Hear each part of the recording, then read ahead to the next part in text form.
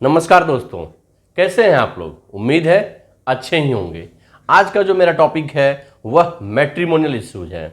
जो टॉपिक है आज का वो मैंने नहीं, एक हमारे व्यूअर ने दिया है। उसने मेरे से कमेंट में पूछा था ये टॉपिक, सर पत्नी ना ससुराल आ रही है ना वो तलाक दे रही है, ऐसी स्थिति में क्या करें। तो उसके वजह से ही मैंने ये टॉपिक दिया है, क्योंकि यह टॉपिक जो है कहीं न कहीं टॉपिक तो है लेकिन ये समाज की एक बड़ी समस्या भी है। भगवान ना करे किसी के परिवार में इस तरह की घटना हो, लेकिन आए दिन हो रही है। तो इस पे मैं वीडियो बनाने की कोशिश कर रहा हूँ और यह वीडियो सिर्फ हस्बैंड को ही नहीं, वाइफ को भी हेल्प करेगा।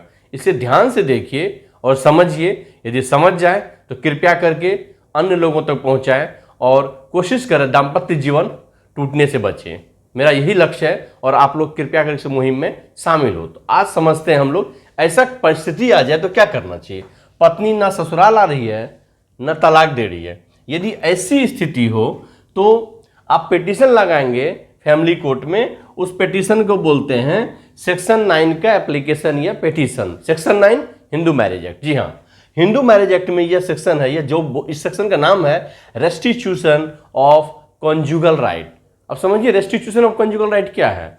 आप हस्बैंड और वाइफ दोनों एक दाम्पत्य जीवन में हैं। यदि किसी वजह से दाम्पत्य जीवन में खटास आता है और आप दोनों के बीच दूरी बनता है तो एक पार्टी दूसरे पार्टी को अपने पास बुलाने के लिए यह एप्लीकेशन लगाता है कि लॉर्डशिप, मेरी वाइफ या मेरा हस्बैंड मुझे छोड़ के चला गया है, कृपया करके मुझे मेरे हस्बैंड का राइट दिलाइए या मुझे वाइफ का मेरा राइट दिलाइए और उसको कहिए कि मेरे पास आए, आम बोलचाल की भाषा में। और इसको शॉर्टकट में बोलते हैं RCR का पिटीशन या एप्लीकेशन। ठीक है। अब इसको कहा जाता है कि कौन फाइल कर सकता है। हस्बैंड और वाइफ कोई भी फाइल कर सकता है। क्योंकि ये समस्या किसी हस्बैंड का था इसलिए ये टॉपिक हमने रखा है। अब मान लीजिए कि अदर पार्टी क्या किया, वो पिटीशन लगाया कोर्ट में, एप्लीकेशन लगाया, तो कोर्ट क्या करेगी, नोटिस भेजेगी किसको, OP मीन्स अपोजिट पार्टी। अब वो अपोजिट पार्टी को बोलेगी कि आप आइए भाई साहब या मैडम और आके बताइए कि यह क्यों ऐसा हुआ। और जब वो आएंगे तो ये भेजने के बाद क्या होगा, दो ऑप्शन होंगे, या तो वो नहीं आएंगी या तो वो आएंगी। यदि नहीं आती है तो, यदि नहीं आएगी तो सेकेंड नोटिस जाएगा। ठीक है, अमूमन सेकेंड और थर्ड नोटिस जाता है। यदि उसके बाद भी नहीं आएगा तो एक्स पार्टी ऑर्डर, यानी आप नहीं भी आएंगे तो अदर पार्टी के, यहाँ हस्बैंड है तो हस्बैंड के फेवर में ऑर्डर दिया जाएगा और आपको ऑर्डर किया जाएगा कि आप आके अपने हस्बैंड के पास इन ससुराल में रहिए। ठीक है। अब दूसरा सिचुएशन, वो आ जाती है, वो आएंगी तो वो क्या करने आएंगी, वो अपने वकील के साथ आएंगे और जो इन्होंने पिटीशन लगाया था एप्लीकेशन, इसका जवाब लेके आएंगी। उसका एडवोकेट WS रिटर्न स्टेटमेंट, उसका जो है रिटर्न स्टेटमेंट या आम बोलचाल की भाषा में रीजन फॉर नॉट लिविंग आएंगी और बताएंगे, लिखित में उनके एडवोकेट देंगे कि सारे पॉइंट पे जो एलिगेशन के हस्बैंड ने लगाया है कि मेरा वाइफ क्यों छोड़ के गया है, उसके अगेंस्ट में सारा ये रीजन देंगे कि लॉर्डशिप ये वजह है कि हम अपने हस्बैंड के पास नहीं रहते हैं और इस वजह से हमारा दाम्पत्य जीवन में खटास आया और यह कारण है। जो भी कारण हो, या तो हो सकता है कि मेंटली फिजिकली टॉर्चर करता हो या मेंटली या फिजिकली हरास करता हो, या यूं कहिए कि कोई मिसगाइडेड भी होते हैं। चाहे जिस वजह से मिसगाइडेड हो, वो हर फैमिली का अलग अलग इश्यू है। अब मान लीजिए वो रीजन दिए नहीं रहने का, जज साहब को लगा कि रीजन जो है अच्छा नहीं है, इलॉजिकल है, कुछ भी है, थोड़ा सा दिक्कत आया और आप चली गई अपने हस्बैंड को छोड़ के, तो वो बोलेंगे कि यह रीजन जो है वैलिड नहीं होगा। तो क्या बोलेगा कि भाई आप जो है जाके रहिए अपने ससुराल में। मान लीजिए वो रीजन देती है और रीजन वैलिड लगता है, मान लीजिए उसको मेंटली या फिजिकली या कोई भी तरह का टॉर्चर किया गया हो या उसको जिस वजह से हरास किया गया हो और रीजन वैलिड है और वो उसके लिए एविडेंस देती है, तो कोर्ट बोलेगा कि भाई आप गलत हैं, आप गलती किए हैं और पिटीशन भी आप हस्बैंड वाइफ के अगेंस्ट में लगाए हैं, तो वो क्या करेगी, इसके पिटीशन को रिजेक्ट कर दिया जाएगा।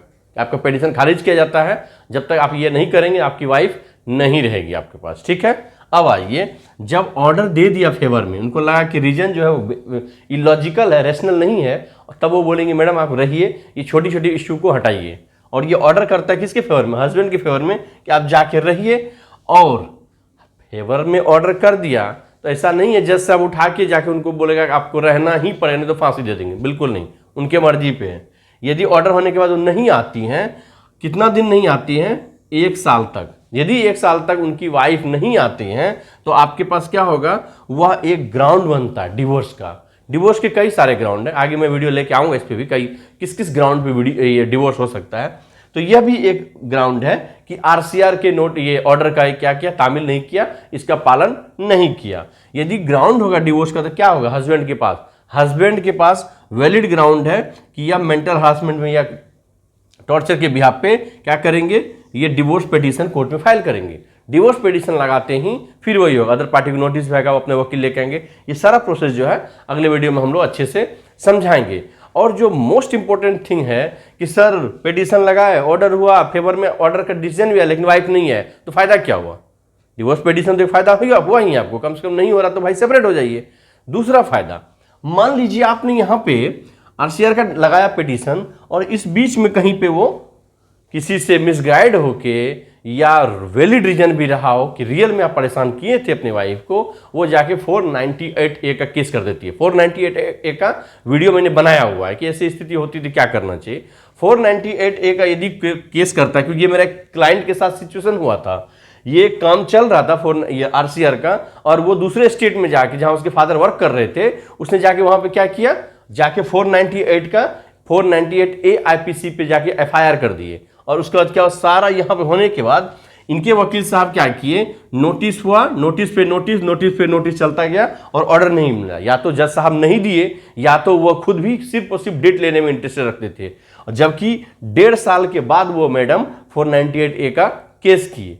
यदि इनके पास ग्राउंड था, 1 साल पास हो गया, तो आप यदि यहाँ डिवोर्स पिटीशन लगा देते तो एक वैलिड उनके पास एविडेंस होता, और वहाँ जो एफआईआर लगाया था वो एफआईआर क्या होता, गलत होता, कि मेरे इस वजह से ही वो एफआईआर लगाई थी। तो कहीं ना कहीं यहाँ पे या तो हालात की वजह से या तो वकील साहब की वजह से यहाँ पे गलती हुआ, और ये फायदा होता उनको।